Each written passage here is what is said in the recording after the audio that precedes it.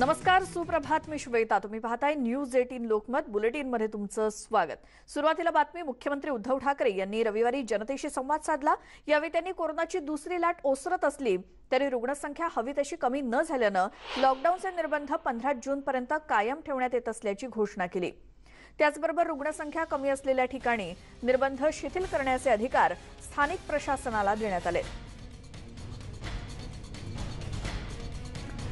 काल रात्री 8:30 वाजता मुख्यमंत्री उद्धव ठाकरे यांनी फेसबुक लाईव्हच्या माध्यमातून नेहमीप्रमाणे राज्यातल्या जनतेशी संवाद साधला आणि आता जे निर्बंध लागू करण्यात आले होते ते 1 जूनला संपणार होते. मात्र यानंतर मुख्यमंत्र्यांनी केलेल्या घोषणेनुसार आणखी 15 जूनपर्यंत हे निर्बंध आणखी तसेच राज्यभरात राहणार आहेत.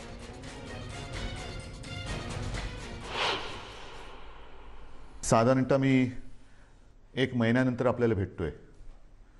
गेल्या वेळेला भेटलो होतो तेव्हा मला वाटतं दुसऱ्या दिवशी 1 मे होता, म्हणजे आपला महाराष्ट्र दिन होता. आणि तिथपासून आजपर्यंत साधारणतः मे महिना आता संपला.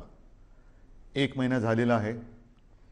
1 महिन्यामध्ये नेमके आपण कुठे आहोत, आपण काय केलेलं आहे, पुढे काय करायला पाहिजे, ही संपूर्ण माहिती देणं मला असं वाटतं हे माझं कर्तव्य आहे. आणि नाहीतरी आपलं नातं आता एक वेगळं निर्माण झालेलंच आहे. पहिलं प्रथम मी आपल्याला सर्वांना खरोखर मनापासून धन्यवाद देतो आहे. कारण वर्ष दीड वर्ष अत्यंत अवघड असलेली गोष्ट आपण जिद्दीने आणि निश्चयाने पाळत आहात, ती म्हणजे स्वतःवरती काही बंधनं. आणि त्या बंधनाचा परिणाम आपल्याला अनुभवायला येतो आहे.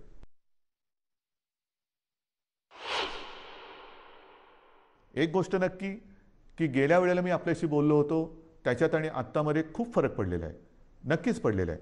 म्हणजे जर आपण पाहिलं तर आत्ता साधारणतः आजची म्हणजे 30 मे आजची जी परिस्थिती आहे त्याच्यात आपल्याकडे आज 18,000च्या आसपास रुग्णसंख्या आहे सापडलेली. मात्र अजूनही जी रुग्णसंख्या आहे ती एक 2-5 दिवसापूर्वीचा जर का आकडा पाहिला तर गेल्या लाटेमध्ये जी एक सर्वोच्च ज्याला आपण पीक म्हणतो ती जी संख्या होती तिच्या बरोबरीत आहे. आता थोडीशी कमी होते. आणि आपल्याला कल्पना आहे की त्यावेळेला जे शिखर आपण गाठलं होतं ते सणासुदीच्या नंतर गाठलं होतं. ह्यावेळेचं शिखर हे सणासुदीच्या आधी आलेलं आहे. म्हणजे सर्वोच्च म्हणजे जो उच्चांक आहे त्याचीसुद्धा तुम्हाला एक तुलनात्मक मी हे सांगणारच आहे. परंतु आत्ता जर बघितलं तर साधारणतः 17 ते 19 सप्टेंबर 2020च्या सुमारास आपल्या राज्यामध्ये 24,886 रुग्ण होते एका दिवसात सापडणारे. आता 26 मेची जर का आकडेवारी पाहिली तर त्या 26 मेला म्हणजे 4 दिवसापूर्वी साधारणतः 24,752 एवढे रुग्ण आपल्याला आत्ता 4 दिवसापूर्वी आढळलेले आहेत. हे 4 दिवसापूर्वीची गोष्ट आहे. आज साधारणतः ती 18,000पर्यंत आलेली आहे. अजून आता नवीन व्यवस्थित आकडे येतील. म्हणजेच काय की अजूनही आपण म्हणावं तेवढं खाली आलेलो नाही. गेल्या वेळेला जे एक सर्वोच्च जे पीक ज्याला म्हणतो आपण जे गाठलं होतं आणि ते खालून वरती आलं होतं, यावेळेला ही जी संख्या आहे ती वरून खाली आलेली आहे. सक्रिय रुग्ण त्या काळामध्ये साधारणतः 3,01,752 होते. 26 मेला आपल्याकडे सक्रिय रुग्ण 3,15,042 आहेत. म्हणजे बरोबरीमध्ये आत्ता आपण आलेलो गेल्या वेळेच्या उच्चांकावरती. एक मात्र मी जे सांगतो तुम्हाला दिलासादायक गोष्ट ती नक्कीच आहे की रुग्ण बरं होण्याचं जे प्रमाण आहे ते त्यावेळेला 78% होतं, यावेळेला या दिवसांमध्ये 92% आहे. म्हणजे ही नक्कीच दिलासा देणारी ही गोष्ट आहे. मृत्यूदरसुद्धा गेल्या वेळेला साधारणतः 2.65% होता, यावेळेला 1.62%. म्हणजे ही एक थोडीशी चांगली वाईट जी काय गोष्ट आहे ती तुम्हाला मी आपल्या समोर मांडलेली आहे. एक गोष्ट लक्षात ठेवा, पुन्हा एकदा सांगतो की रुग्णसंख्या जरी कमी होत चाललेली असली तरी देखील गेल्या वेळेला सर्वोच्च जी रुग्णसंख्या होती तिच्या बरोबरीत आत्ता आपण आलेलो आहोत. त्यावेळेनंतर आपण काही काळ अजूनही तेव्हा कडक लॉकडाऊन केला होता, हा ठेवलेला होता. आता आपण निर्बंध लावतो आहोत, कडक लॉकडाऊन आपण केलेला नाही. पण हे मी तुम्हाला सांगत असताना जशी ही रुग्णसंख्या काही ठिकाणी किंवा बऱ्याच ठिकाणी कमी होत चाललेली असली तरी देखील महाराष्ट्रामध्ये मात्र काही जिल्हे असे आहेत की त्या जिल्ह्यांमध्ये काही कारणं असतील, निर्बंध थोडेसे शिथिल असतील, थोडंसं एक मोकळीक लोक जास्त घेत असतील, काही जिल्ह्यात रुग्णसंख्या हलकीशी वाढताना दिसते आणि ती मला थोडीशी काळजीची गोष्ट वाटते. कारण शहरी भागामध्ये हे प्रमाण कमी होताना दिसतंय, ग्रामीण भागामध्ये हे प्रमाण हलकं वाढताना दिसतंय. हे प्रमाण आता आपल्याला ताबडतोब थांबवावं लागेल. आपण जो एक अनुमान आहे आपल्याकडे की तिसरी लाट येऊ शकते, मग तिसरी लाट कोणात येणार, लहान मुलांमध्ये येणार का, आणखीन कुठे येणार का, तर तिसरी लाट ही अशी काय तारीख सांगून येणार नाहीये. किती दिवसांनी येणार हे सुद्धा अनुमान आपल्याकडे नाही. हे संपूर्णपणे आपल्या वागणुकीवरती अवलंबून असणार आहे. व्हायरस तर आजही आहे. एक मुळामध्ये महत्त्वाचा फरक आणखीन लक्षात घेण्यासारखा आहे की गेल्या वेळेला जी लाट आली होती त्या लाटेतला व्हायरस आणि ह्या लाटेतला व्हायरस ह्याच्यामध्ये एक फरक पडलेला आहे. आपल्याला सर्वांना कल्पना आहे की आपल्याकडे म्युटेशन झालेलं आहे, म्हणजे त्या विषाणूंनी आणखीन एक अवतार घेतलेला आहे आणि आता हा नवीन अवतारधारी विषाणू जो आहे त्यांनी अन्य काही देशांसमोर प्रश्नचिन्ह उभं केलेलं आहे की हिंदुस्थानातून आलेली लोक हे व्हायरस तर घेऊन येत नाहीत ना. कारण हा जो व्हायरस आहे तो फार वेगाने पसरतो, झपाट्याने ग्रासून टाकतोय. म्हणजे संसर्ग किंबहुना संसर्गित करण्याचा जो वेग आहे तो गेल्या विषाणूपेक्षा प्रचंड आहे, काही पटींमध्ये आहे.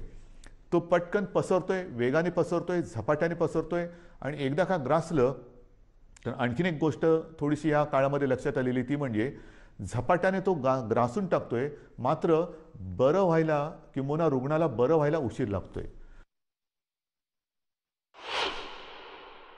ऑक्सिजनची आवश्यकता ही यावेळेला नक्कीच वाढली, कारण संख्या वाढली होती.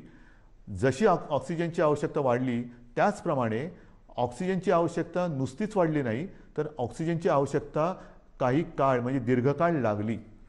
एखाद्या रुग्णाला ऑक्सिजनची आवश्यकता लागलीच तर काही जण सुदैवी आहेत ते पटकन त्यातनं निघाले बाहेर, पण काही जण हे ज्याला आपण लॉंग कोविड म्हणतो ते रुग्ण ह्या वेळेच्या लाटेमध्ये थोडे प्रमाणात गेल्या वेळेपेक्षा जास्त आढळत आहेत. तर ही एक नाही म्हटलं तरी तुम्हाला मी वस्तुस्थिती सांगितली की गेल्या वेळेची लाट आणि या वेळेची लाट.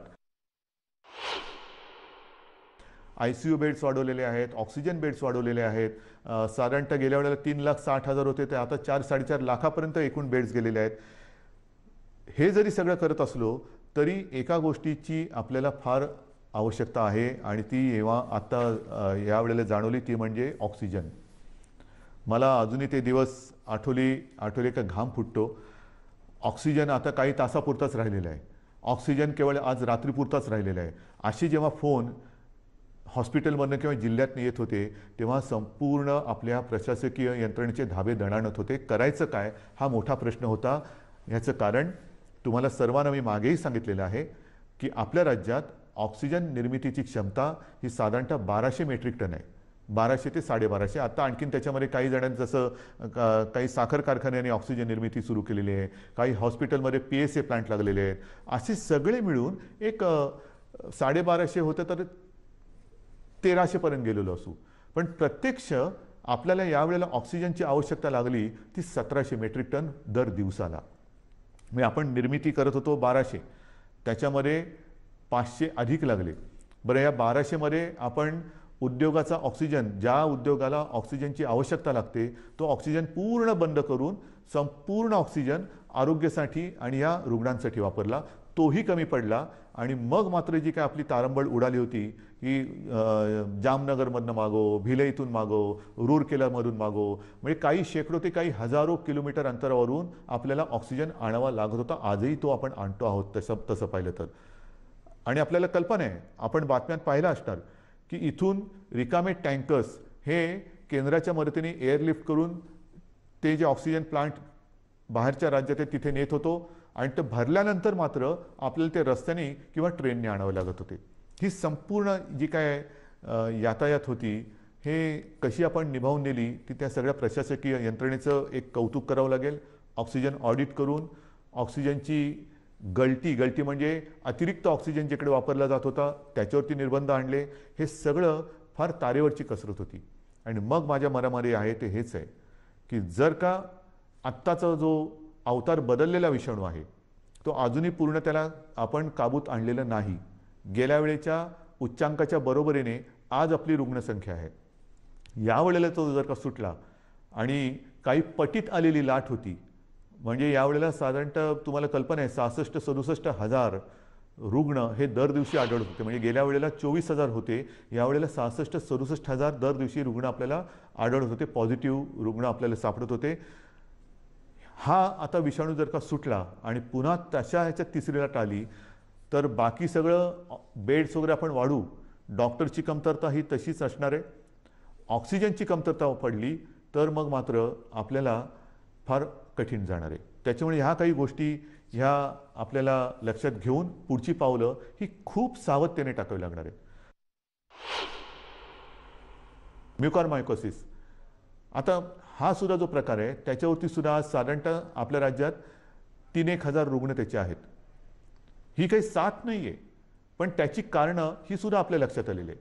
आपल्या टास्क फोर्समध्ये त्यातले सुद्धा तज्ज्ञ डॉक्टर मी गेल्या वेळेला सांगितलं, आपल्या ठाण्याचे आशिष भूमकर, डॉक्टर आशिष भूमकर त्यांचा समावेश केलेला आहे.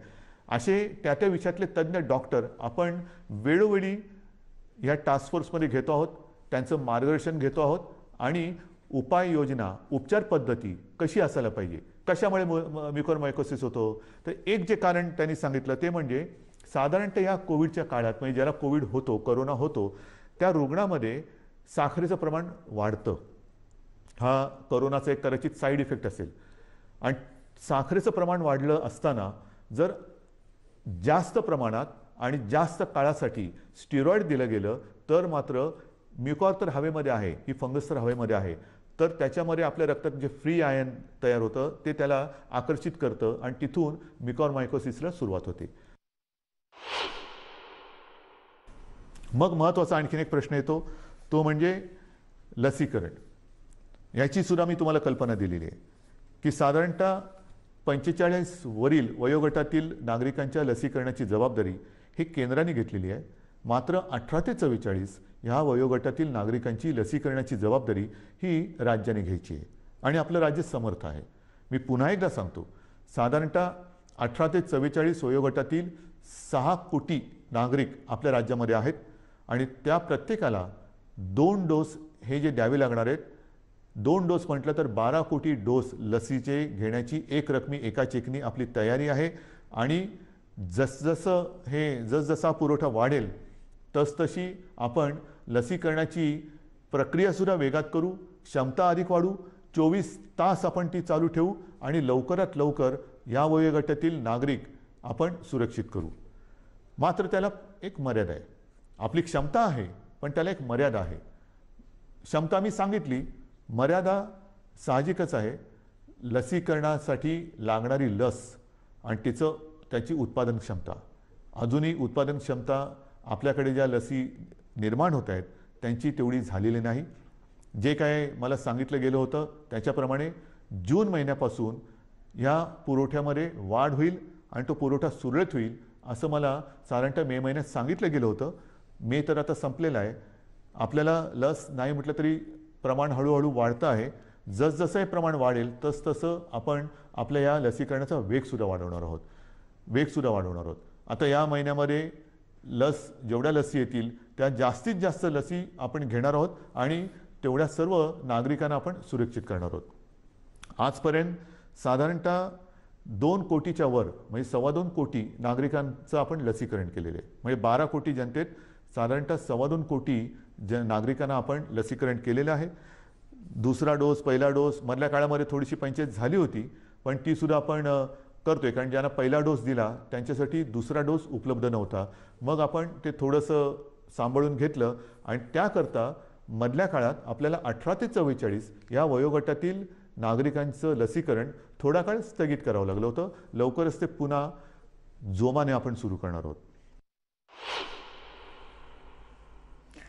तर काल अशा पद्धतीने मुख्यमंत्री उद्धव ठाकरे यांनी राज्यातल्या जनतेला केलेलं मार्गदर्शन. यानंतर पुढची बातमी आहे मुंबईतील पार्किंग समस्या आता काहीशी कमी होणार आहे आणि ही समस्या सोडवण्यासाठी वाहनतळ प्राधिकरण म्हणजेच पार्किंग अथॉरिटी तयार करण्यात येणार आहे. मुंबईतील पार्किंग समस्या सोडवण्यासाठी हे प्राधिकरण काम करेल. अतिरिक्त महानगरपालिका आयुक्त पी वेलारासू यांच्याकडे या प्राधिकरणाची जबाबदारी देण्यात आली आहे. मुंबईतील 24 वॉर्ड्समध्ये हे वाहनतळ तयार करण्यात येणार आहे आणि या अंतर्गत वाहन मार्शल तयार करण्यात आले. तसंच संगणकीय पद्धतीचा अवलंब करून पार्किंगची व्यवस्था करण्यात येणार आहे। तर मुंबईमधली पार्किंगची व्यवस्था करण्यासाठी किंवा प्रश्न सोडवण्यासाठी मुंबईतल्या 24 वॉर्ड्समध्ये हे पार्किंग अथॉरिटीची स्थापना केली जाणार आहे, जेणेकरून मुंबईमधल्या पार्किंगचा प्रश्न सुटेल।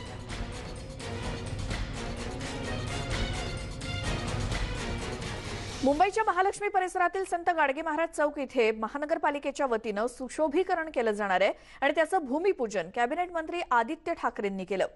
7 रस्ता इथल्या जेकब सर्कलचा कायापालट करणारा हा प्रकल्प असून तब्बल 2.5 कोटींचा हा प्रकल्प आहे।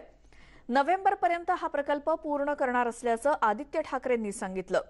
शहरात सुरू असलेली विकास कामं आगामी पालिका निवडणुका डोळ्यासमोर ठेवून करत नसल्याचं आदित्य ठाकरे म्हणाले। कॅमेरा मागे घ्या, हो हात मागे घ्या।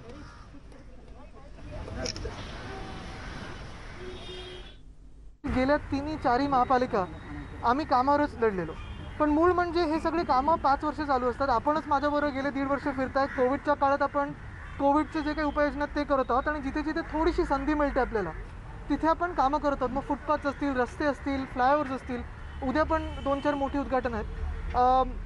निवडणुका येत जात असतात आणि मी हे नेहमीच सांगितलेलं, पण आपल्याला काम करत राहायचंय। पुढची बातमी आहे डोमिनिकाच्या जेलमध्ये असलेल्या मेहुल चोक्सी संदर्भात बार्बुडाच्या पंतप्रधानांनी मोठा दावा केलाय। चोक्सीला भारतामध्ये आणण्यासाठी विमान आणि त्या संदर्भातली कागदपत्र पाठवण्यात आल्याचा दावा केलाय। भारतामध्ये 13,500 कोटींचा घोटाळा करून फरार झालेल्या मेहुल चोक्सीला देशात आणण्यासाठी प्रयत्न सुरू झालेत। देशात बेकायदेशीरपणे प्रवेश केल्याप्रकरणी मेहुल चोक्सीला डोमिनिकामध्ये अटक करण्यात आली। दरम्यान त्याच्या वकिलांनी अँटिग्वामधून अपहरण करून मेहुल चोक्सीला जबरदस्ती डोमिनिकामध्ये नेल्याचा दावा केलाय।